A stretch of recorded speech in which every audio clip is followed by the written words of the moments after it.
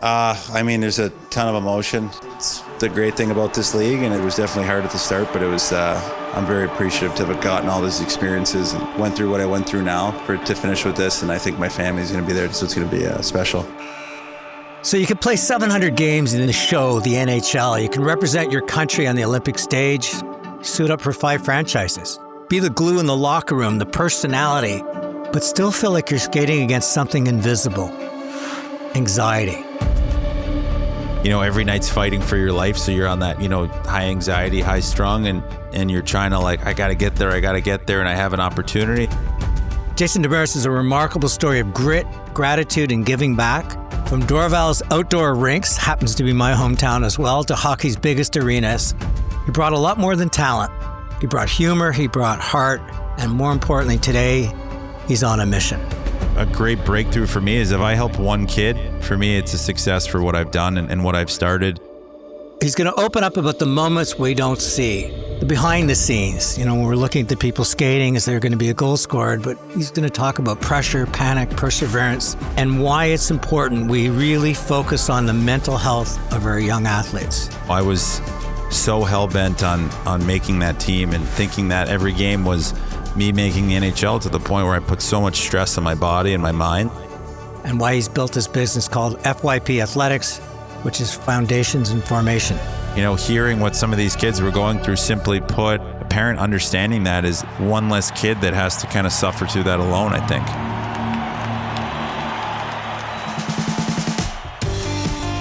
Hi, it's Tony Chapman. Thank you for listening to Chatter That Matters, presented by RBC. If you can, please subscribe to the podcast. And ratings and reviews, well, they're always welcome and they're always appreciated. Jason, welcome to Chatter That Matters.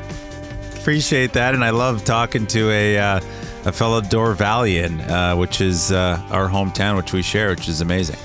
What high schools did you go to?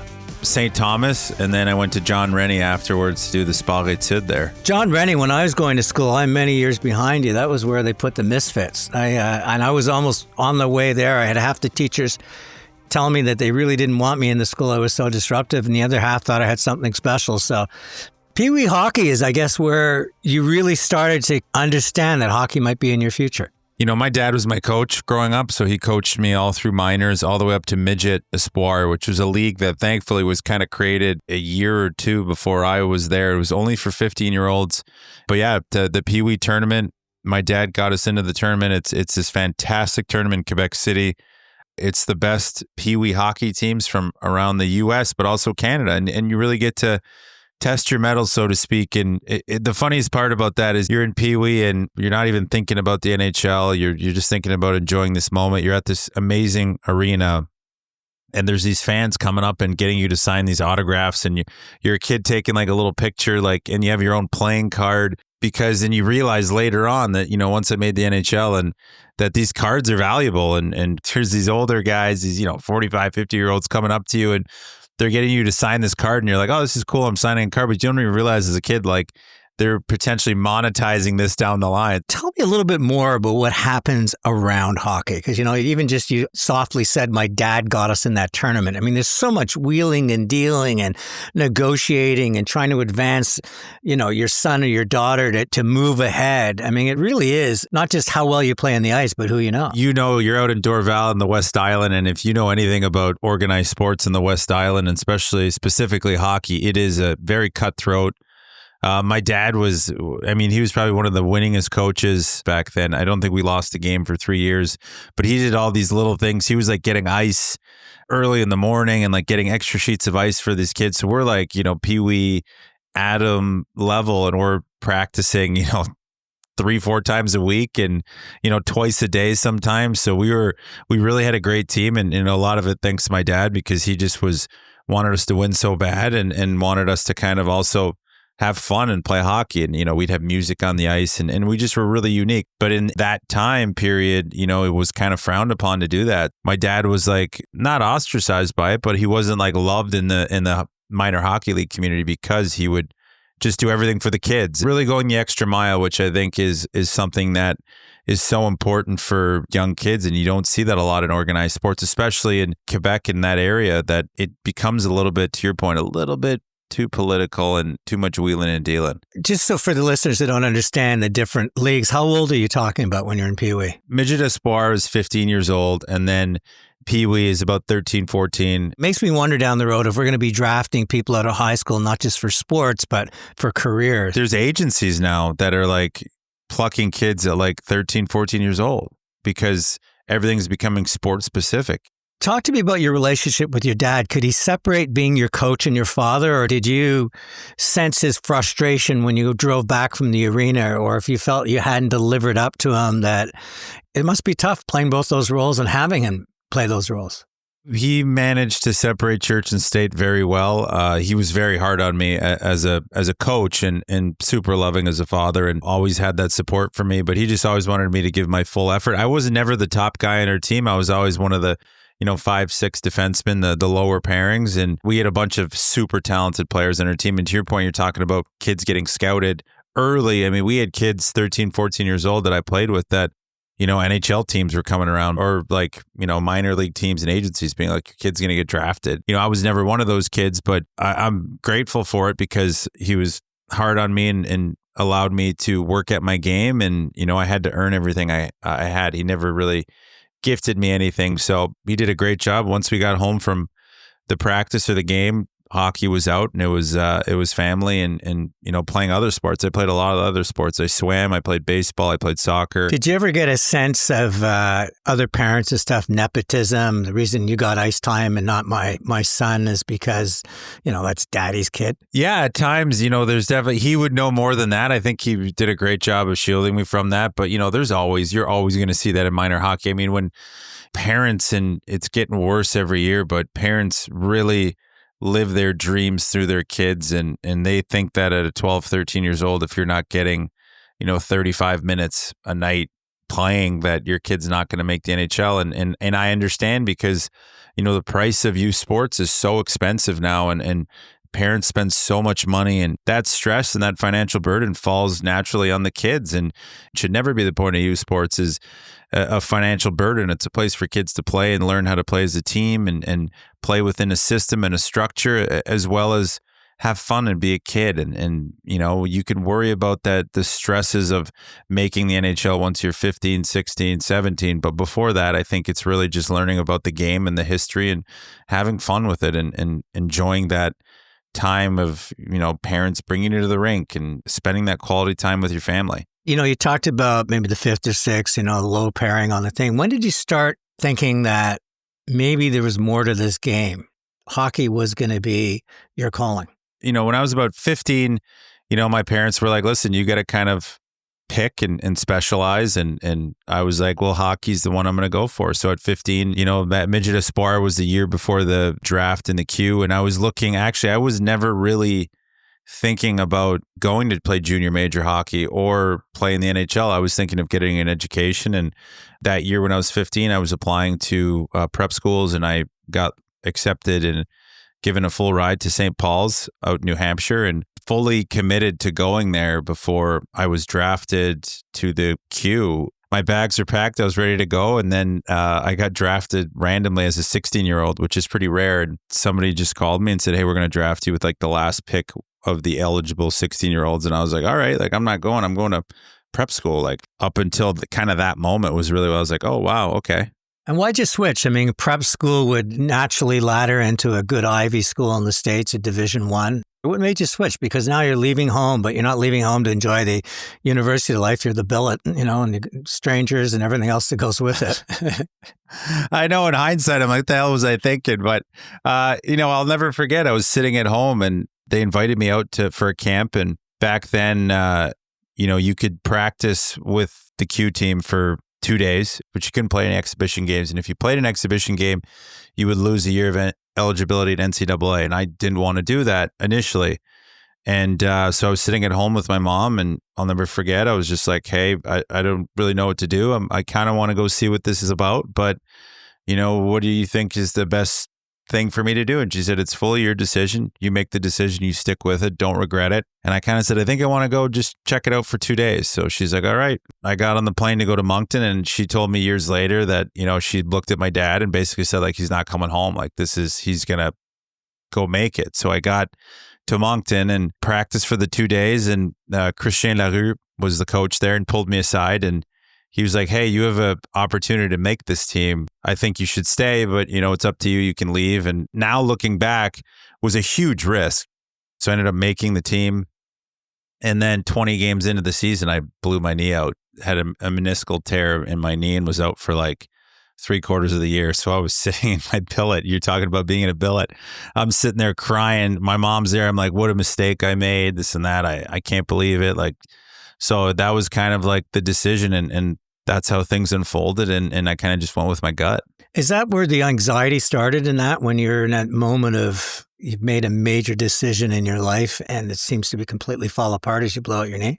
I had night terrors for a long time growing up. So, I'm a very happy-go-lucky person, outgoing. And, I'd go to sleep at night and middle of the night, I would never remember. And my parents would be at my bedside, or in the next morning be like, I was screaming blue murder and running around in my bedroom and, running into walls and stuff like that. And I never remembered any of it. So just realizing that those were anxiety moments that were coming out subconsciously that I was suppressing. And my parents didn't know anything about that. So for them, they're just like asking me, are you stressed? Are you okay? Like, what's going on? And I'd say, yeah, I'm fine. Everything's good. And, everything's great and this and that. And, knowing now that I was kind of masking a lot of my performance anxieties and playing hockey. And if I made a mistake, I would sit with it all night, and not just in my hockey career, but in my day-to-day life. If I had a bad exam or something, or it'd feel like the walls were caving in on me, and just never had an outlet because I didn't know what it was. But, back then there wasn't anybody talking about mental health or talking about anxiety. It was just,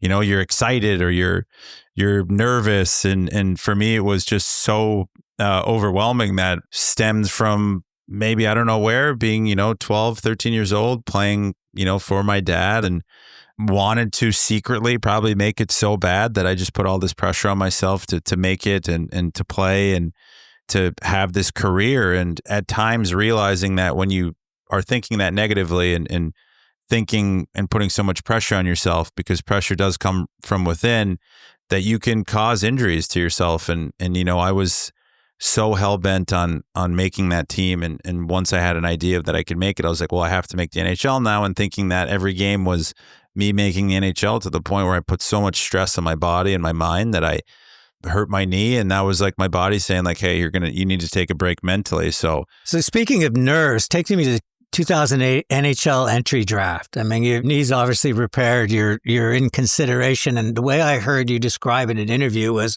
a day of hope, doubt, and finally validation.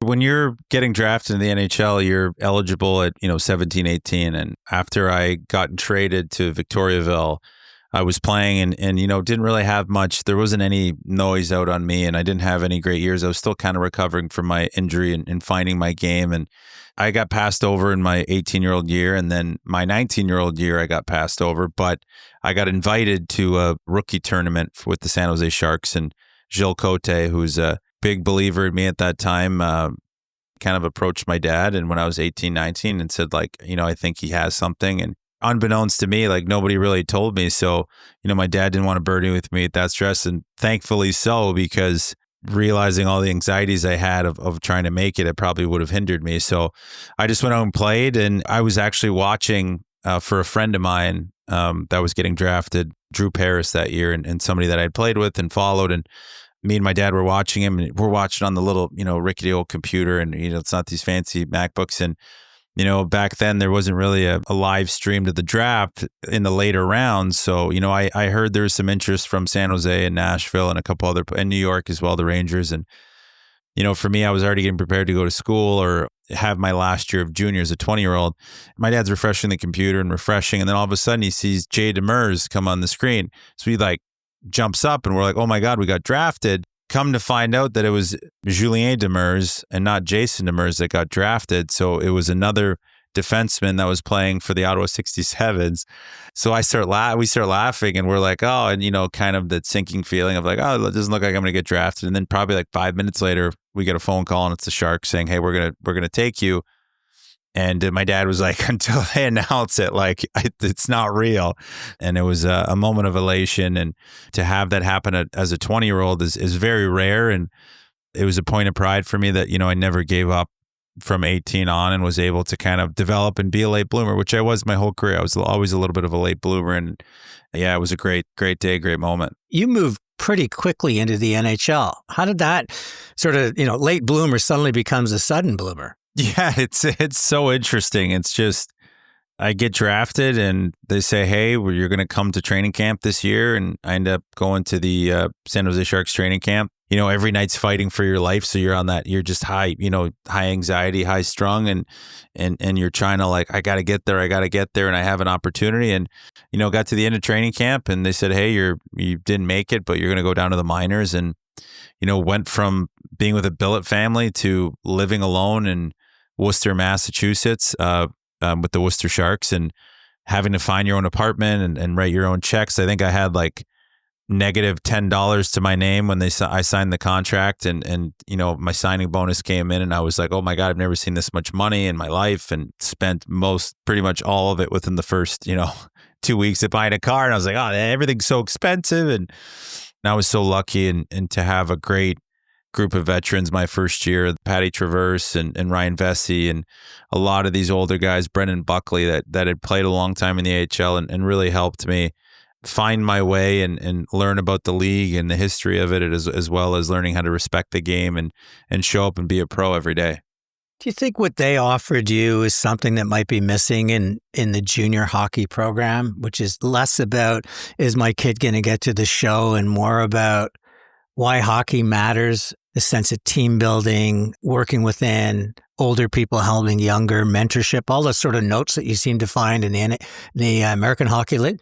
Learning about how to be an adult and learning how to not just be an athlete, but an actual adult is something that's very much missing from junior hockey and even the minors. There's a lot of guys that you play with that, I think educating yourself on things outside of hockey, because, we're so taught to be hockey thinking forward, and that's all your life is. You work out, you eat, you go to sleep, you work out, you eat, you go to sleep. And learning about how to write a check or how to wash your clothes or how to cook your own meals, how to take care of, how to balance a budget, I think is something that should be taught to all athletes that are striving to be great, because otherwise you get to these moments and that's a lot of outside pressure and outside responsibility that can bog people down once it just kind of all falls in your lap. You see it a lot with these young kids that come into the NHL, and you're getting taken care of by your parents, and then you go to junior, you're getting taken care of by your billet, and then all of a sudden you're pro and you're 19 years old and you don't even know how to dry your clothes in the dryer without shrinking them. A lot of parents just don't know that their kids are going to need that. And I think they were never taught. They learned on their own, and they think that's the way it is. And they just want their kid to make it so bad that they forget about all the little things that can hurt you moving forward, which aren't even directly related to hockey. So you get a nickname, Daddy. I mean, you're talking about making your way and paving your way, which is really interesting. One of the sort of chords of the show so far. And I'm curious, you go into a dressing room, you're not their future franchise player. They don't look at you saying, we're going to win a cup with this guy. You're going back, you're bouncing back and forth, but you developed this relationship within the dressing room as being this extroverted, upbeat personality. Is that hard to do? Because you're kind of walking in there. I would have to imagine walking in there at times going, do I really belong here? Let alone, am I going to try to command the attention of the room? I suffered from, and still, actively to this day, imposter syndrome is something that, was anxiety driven. And I started kind of piecing together, my career and things like that. And the more you reflect on it, and, me being that boisterous and coming to a rink and being happy-go-lucky. And part of it, yes, was I was excited to be there and excited to see the guys and hang out and be social. But part of it was, that was me masking my anxiety. And that was how I was able to get the energy out, because I would be so nervous to the point where I would kind of lose control and I needed to speak, and me being quiet was like me suffocating a little bit. And it was a tough thing. I was told I'd always be put on a word count and a question count my first few years. And again, you're going back to a time when mental anxiety and stuff like that wasn't talked about. And I had it so severely that, I needed to constantly be speaking and moving and screaming and making weird noises, because that was how I released the pressure and I kind of released the valve a little bit. And, I could not wait to get on the ice, because that means I could scream and yell and skate around and kind of burn energy, but also not think, because then I was kind of in a safe space. So I was worrying about every outcome that would happen once I got on the ice, whether it be injuries, mistakes, all in the negative. So I just needed to get out there. I hated the 2 hours before the game. If I could show up and just play the hockey game, that would have been the best case scenario for me. How tempting was it for you to look at substances to say, I can just take this little pill or the little this or that to kind of push that all the way? I didn't look at it. I partook in a lot of it, pain pills and uppers and downers and alcohol abuse and a lot of other narcotics and stuff like that I thought it was something that was normal and I was fine, but realizing later that, and it wasn't something that anybody pushed on me. It was my own decision and it was me numbing myself from my own thoughts. And when you do that, you just, you hurt your body physically. So for me, it was just so tough to kind of admit to that, number one, because, you want to say that you did it straight up and stuff like that. But, it was something that my coping mechanism was that. So after games, I'd be so high stress, I'd have a hard time sleeping. I'd need to take sleeping things. And then to get up for the game, I would need to take a lot of uppers and things like that because I thought I wasn't ready. And the anxiety would kind of creep high. And then I would have to take too many uppers. So I had to take something to numb the pain. And then numbing the pain would be because I didn't want to miss any games being injured. And so you'd play with a lot of injuries and play with concussions and stuff like that because you wanted to stay there so bad and wanted to perform and kind of attain the top of the top. So that would just became a downhill spiral, so to speak, that just kind of continued on for the majority of my career. And you think you're doing that to help yourself, but you're actually just playing one arm tied behind your back, because in my head, I was like, if I don't play with this stuff, that means I have to deal with my anxiety and that I might not be able to perform. Probably could have played another 5-10 years because I would have stayed healthy mentally and physically. We're going to get into the hockey a little bit more, and then I really want to talk about what you're doing now. But this is hockey as well, but it was also representing your country. I mean, for a kid that really didn't think they were going to make it to suiting up, that must have been one of the most extraordinary experiences in your life for you and your parents. The Olympics, it was a good capper for me because it was a full circle moment. The year before, it really ended poorly for me with the Arizona Coyotes, and I had no contract in sight. 2 weeks before training camp, I blew my back out. It required surgery and I needed to get an L5-S1 discectomy. And I didn't tell anybody because I was still trying to play in the NHL and was trying to rehab it myself. And I had lost all feeling in my leg and I had a hard time walking, and to the point where I was like, I'm never going to play hockey again. So I went and got the surgery on my own and went and paid for my own rehab and was starting to come back. And, I was renting ice on my own in Arizona. They were giving me like 30-minute ice sessions in between skating sessions at a rink in Tempe, which I'm forever grateful because that kind of started the spark to get me back. And I was skating on my own in the dark at 6:30 in the morning, and I was starting to get feeling back in my leg. And I was probably like 70% of the way there. And Blair McAsee called me from Team Canada and he goes, hey, we're not sure if the NHL is going to send players, but we're building a B team. And would you be able to go? It's in 2 months. And in my head, I'm like, yeah, I'm in if I can go and if I'm allowed to play. And, he said, are you healthy? And I was like, yeah, I'm healthy and I'm good. And one of those things lying on your resume, I'm like, yeah, I'm good. Yeah. That kind of gave me an extra lift to basically, I had 2 months to get ready. And it's a crazy story because I ended up going there for the pre-tournament. We were playing at the Summit tournament. I always forget the name, but it was in Moscow. It was like a 3 games in 4 nights. Hadn't practiced with the team in probably 8 to 9 months, coming off back surgery. And my first game was in Moscow against Russia pre-Olympics. So this is like their Olympics team, and was able to gut it out and actually played really well in the 3 to 4 games, made the team off of that. Ended up playing in the Olympics and representing my country and my family. And the best part about that is I kind of cleaned myself up and did everything from a place of zero anxiety and really got into breath work and started learning about the mental side of things and was able to do that all in a clear mind and clear eyes. And it was a very rewarding thing for me, not only representing my country, but doing it in a way where I was in my right frame of mind and played a great tournament as well. And so kind of showed myself that, I could do it and put those anxieties aside or deal with them in the moment. What did it feel like to skate out your 700th NHL game? You go back to San Jose. I mean, it must have been yet another I mean, who would have thought 700 games for people that don't follow hockey? That's an extraordinary tenure. It's always emotional talking about it, having my family there, my wife who supported me through the whole process. And in San Jose, where I started my career, I did some broadcasting stuff this year with the San Jose Sharks. And I always, I told those guys, Dan Rusanowski, Randy Hahn, and Drew Remenda, who are the broadcast team there that are just phenomenal. They called my first game and they called my last game in the NHL, and such a cool thing to have. And it provided me with a lot of closure, just because being a professional athlete, you're not always allowed to write your own story and write your own ending. It's kind of told when you're done, and could have kept playing and really thought about it hard. And that whole season leading up to that 700th game. And when I got it, I kind of, sat after the game with my mom and my family and my dad and my wife and everybody there. And I just kind of looked at my mom and I was like, deep exhale. It was like 2 years of gripping the steering wheel to get it and just kind of be like, I'm good.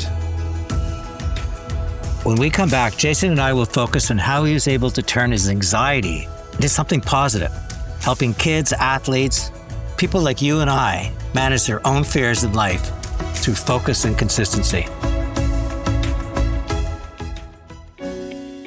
Hi, it's Tony Chapman.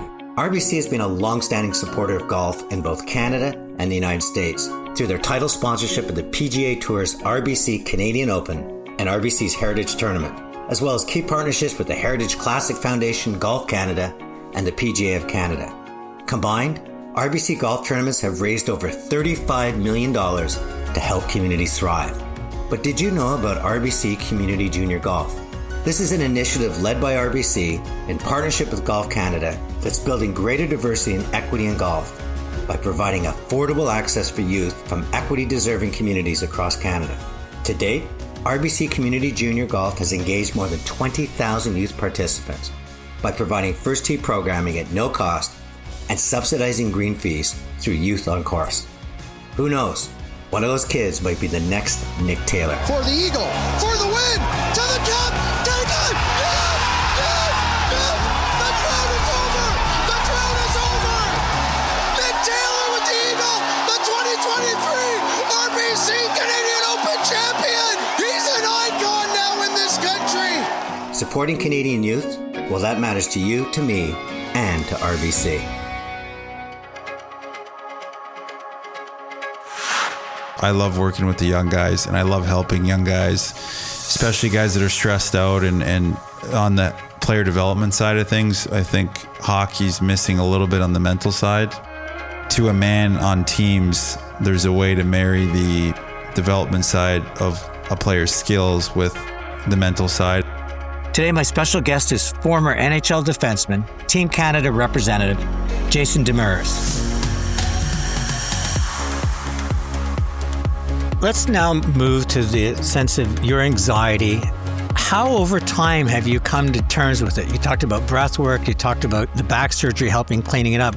Is there a game book that you'd share with other people saying, if you get to where I was, here's some of the things you need to think about? There's no magic wand. It's a daily process. Mental health is a daily thing. I still have moments of anxiety. It's something that these thought patterns that creep up, whether they're ingrained in you or it's a cycle that you create yourself, but it's a daily process of getting into journaling or recognizing your thoughts and learning to deal with them. And, breathwork's become a big part of my life. And, I do breathwork practice every day. And whether it's 2 minutes or it's 30 minutes, I find a way to breathe and breathe the right way to, calm my nervous system down, because I am a naturally kind of jittery person. But when I get into kind of a negative thought pattern of anxiety and I start spiraling, it's something that can always bring me back. And journaling is something that helps me as well. It's work. It's not bad work once you see the results. It's good work, because when you see the results of how you feel and how you sleep at night and how you wake up, how you show up for others and how you show up for yourself is the most important thing. That's where you see the benefits, and it takes time. It's not, you do it once. I done breathwork the first time, and I had an amazing experience doing it, and almost euphoric, and kind of moved to tears a little bit, because I was like, I can't believe I didn't do this for so long. You just need to be present with your thoughts at least once a day, and kind of realize in those moments that it's not that deep. Life is beautiful and it's fun, and if you're trying to strive for something great, there's going to be pressure that you're going to put on yourself because, it's 1% of the 1%. So you have to be able to understand those emotions and not let them take hold of you, and acknowledge them and then let them go on their way. It's a moment. Understand and recognize that moment and then let it go, because if it doesn't serve you and it's not in the positive, it's not worth your time, and it's only going to cause bad things, really. The words you speak and the thoughts you think are kind of what become your reality. So it's, your thoughts are like leaves in a stream. You want to see the leaf and understand that it's there, but you also just got to let it go and let it flow downstream. What role does people like your wife and obviously it seems like your mom played an incredible role in your life as well. Your dad might have been the mentor on the ice, but your mom was your Yoda in many ways. Yeah. My mom's just the positive light, just a pure person that, is so emotionally vulnerable at all times, and to the point where she had 3 boys. Well, me and my brother and my dad. So she was surrounded by us jackals, and she just was kind of the one that kept it all together and emotionally, made sure we checked in on her feelings. And if it wasn't for her, I understood emotion through her when I was younger. And we always had to talk about our day and sit at dinner, and it was family time. And I kind of lost that when I left home, and I wasn't able to find that. And that's where a lot of those anxieties probably got out of control, because it was always good to sit and talk to somebody that, you can be emotionally vulnerable with. And, my wife has become that. And she's, my biggest support system, alongside my family and my parents, and tells me to dream big. And I just think it's having those people in your life are so important, because without that, you can kind of get stagnant and you don't necessarily see the true reflection of yourself, and those people help you see that. How much did you hide the substance abuses from? Because you strike me as someone that really lived to earn their respect. That must have been something that just caused you incredible guilt. Oh, yeah, huge. I hid it from my family for a long, long time, and my mom kind of always says she knew something was up, and the guys on my team would see it, and more of a shameful thing that I was doing, and not recognizing and just admitting you're hiding the substance abuse, but you're hiding your true emotions before that, which was anxiety. And I feel like you get into a bad pattern when people are asking you how you're doing, and you're saying, no, everything's good and it's great and everything's, when it wasn't. Lying to yourself as well as the people that you love, and then you start lying to yourself when you're taking substances, saying it's just one drink, it's just 1 bottle of wine, I'll be fine tomorrow. It's just 2 bottles of wine, I'll be fine tomorrow. It's 2 bottles of wine and an Ambien, it's this and that. And you move the line. It starts with emotionally being vulnerable and just saying like, no, I'm not doing good. It pushes people away versus, drawing the people that truly have your best interest at heart in and helping them help you. So talk to me about FYP athletics, because it's some ways everything you've done has led you here versus, what do I do next? 700 games, Team Canada, dealing with my anxieties and stuff are all in my knapsack, but now I know why. It's having what I learned and all the experiences that I had, and giving that to kids now and teenagers, to give them an extra tool in their toolbox to become the best versions of themselves. And that's what we try to say. I'm not trying to be the best NHL player of all time, so to speak. If that happens, that's fantastic. And it is something that I would have still wanted in that moment. But if you're not doing it from a good place and in a good positive space, and you're not being the best version of you mentally, you can never get there, because it's always going to hold you back. So, it starts with your mental mind frame and your mental space, and trying to fight those anxieties and fight those urges, because they can only hurt you. They can't help you. Learning how to harness them can help you, and learning how to release them and truly understand them, I think, is where it can benefit you. But yeah, overall, it's just like when I finished, I said, I want to bring these methods and modalities of journaling and breathwork to kids, as well as connecting them with people that truly have their best interests at heart, to say that, hey, like, you're not alone in this. And whether you make the NHL or you're the best golfer in the world or not, you're going to be the best version of yourself. And that's the most important thing. Because a lot of the times we see these top athletes aspire and they're the best player, let's say, in the NHL, and they have a lot of baggage, and being able to get there with a clear heart and a clear mind, and not shortchange yourself mentally, I think is an even greater win than being that top dog in any sport and getting the accolades and all the money. I think if you're broken mentally at the end of it, I mean, what was it all for and what was it worth? You want to come out of it in a positive space, and you also want to come out of it better than you left mentally. And I just think that's where we miss a little bit when we're telling kids and telling parents that like your kid can be the best ever. It's like, well, best ever at what? Best ever at sports, at a game? Because it is a game. Like, you're playing sports. It's a game. It's kids' games that, because of the money that's invested in it, you can make a lot of money and you can set up your family for future wealth, and you can make everybody secure. But ultimately, if you're coming out of it worse off than you went into it mentally, what is it really worth? Because you still, at the end of the day, the average career span for hockey is 3 to 4 years. After that, you're still an adolescent, you're still young, you still have, 2/3 of your life left, if not more, and you're really going to be in a bad mental space. There needs to be a way to kind of merge the two and not say, because again, like I'm not advocating for you to not try to be, with this company we started, not be the best player you would want to be. If you want to be, Wayne Gretzky or Sidney Crosby, yeah, go for it. Great. But can you do both? Can you be him? And can you also mentally be the best version of you? Because I think how you show up in life mentally is really the biggest thing that's going to carry you throughout your life, post hockey, post any sport you play, into the next chapter of your life with family, friends, wife, husband. You talked earlier about almost it takes a village to support somebody, but very often that village just doesn't want to hear about breathwork and journaling. They just want you to get on the ice and do the best you can.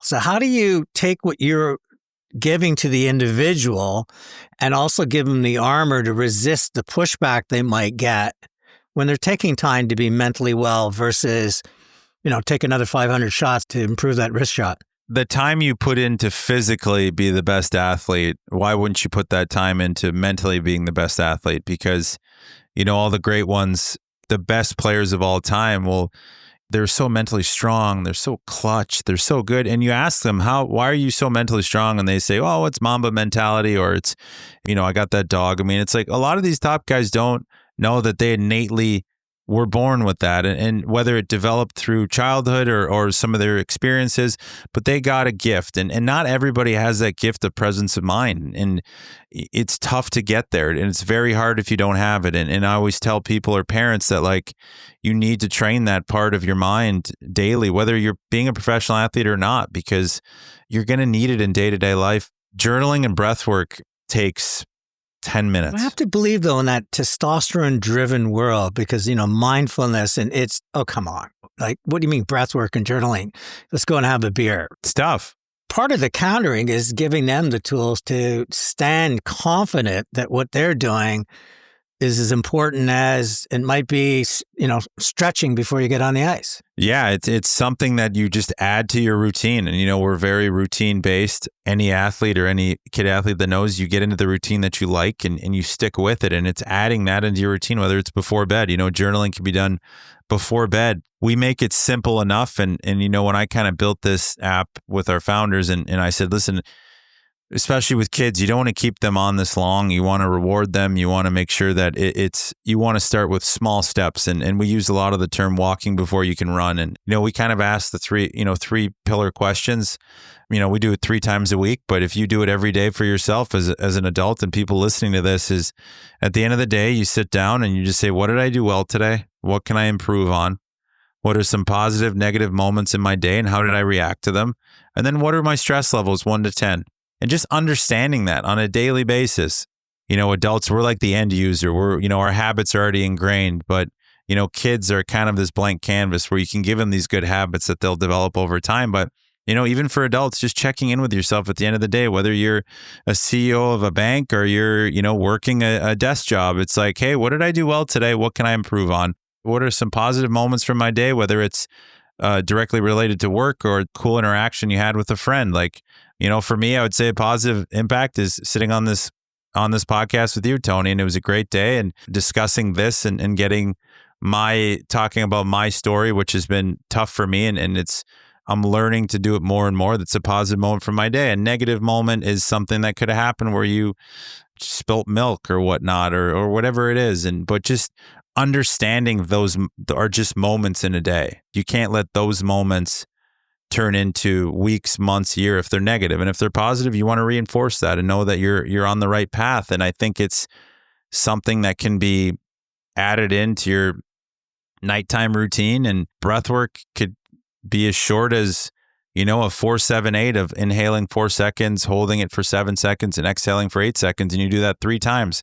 Really calms your nervous system. And it can be as simple as that, doing that when in moments of high anxiety and high stress. The amount of time it takes you to scroll through Instagram for 20 minutes, you could do a full breathwork session and a journaling and it'll make you feel 10 times better than if you're scrolling for 20 minutes on your phone. I always said to my kids that, if you could just control that switch, athletes call it being in the zone, but, the switch where you're open-minded, because I find when people are stressed or this wall of negativity that we're dealing with as a society right now, this growing sense of impossibility, if you could just open your mind that doesn't have to be that way. And it sounds like, you opened your mind from that moment of the back surgery that you really realized that there was another path. Are you finding clues to offer young people to sort of just have them, rather than just nod their head at you and then can't wait to get back to the 20 minutes of scrolling in Instagram, realize that there is something quite magical? You always hear these comedians talking this joke of people used to daydream a lot more, or just sitting and daydreaming, because there wasn't any technology around. So you had to kind of just use your imagination and mess around with your thoughts. And that was just you out of boredom, being present in the moment and understanding where you are. And now we need to practice presence of mind. And that's the hardest thing, because you have so many distractions. And the more technology, there's a lot of studies, the more technology that comes about and the more advancements in technology, the more anxiety, depression elevates and goes up in kind with it, because the more distracted you are, the more you're, having these dopamine dumps and chasing easy dopamine and on your phone, it's harder to be present and understand your thoughts. And a great breakthrough for me is if I help one kid, for me, it's a success for what I've done and what I've started. Of course, every kid, I'd love to be able to have our platform and be using it, but every, youth sports athlete. But, for me, one kid helping it is one less kid that's feeling anxious and stressed and, on the way to being the best version of themselves.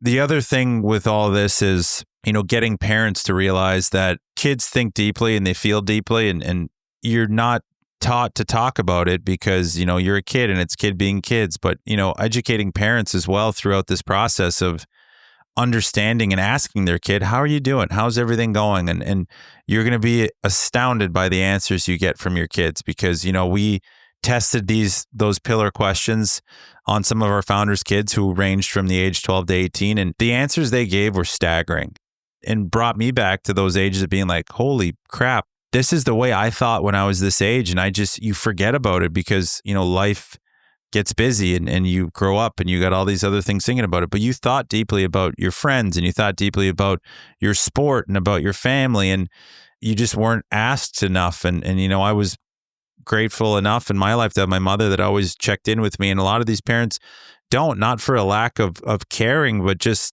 not understanding that, this is something that would help them and might even help strengthen their relationship of parent and child. Because, hearing what some of these kids were going through, simply put, of struggling with school homework, and it really was bogging them down. And a parent understanding that is one less kid that has to kind of suffer through that alone, I think.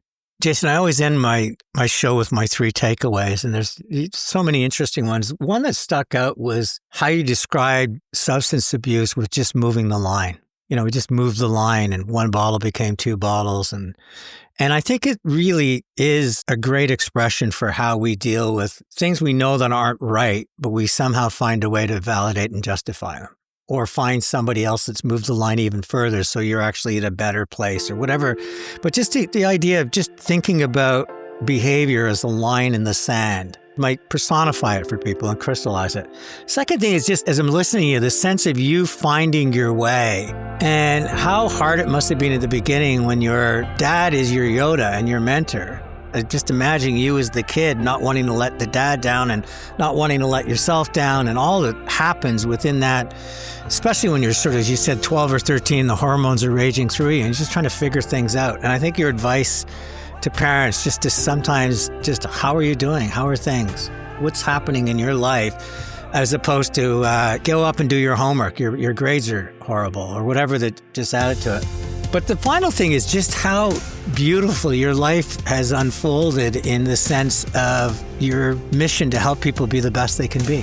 What a fantastic calling in life. I mean, yes, you're doing broadcasting and media and podcasting, and you've got the gift of gab, and you've got all sorts of other things in your life. But ultimately, I think you're going to judge your life by how many people you helped, going back to what we started with, find your way. Yeah. What's the best way for them to get your app? FYP Athletics, and FYP stands for Find Your Play. And that's what life is and sport is just play. And if you can find your play, you can find your flow, and that's where we kind of go. But it's just FYPathletics.com has my kind of founder story. And we started with youth golf, but we're eventually going to go to every sport and use sport as a Trojan horse to help kids become the best versions of themselves and master adversity. You know, my sponsors are RBC, and they're very involved with community golf and bringing golfers in their equity-deserving neighborhoods. I will make sure that the people running that are well aware of it as well. Oh, I appreciate that so much, Tony, and thank you. I'm so grateful for you giving me the platform to talk about this. Once again, a special thanks to RBC for supporting Chatter That Matters. It's Tony Chapman. Thanks for listening, and let's chat soon.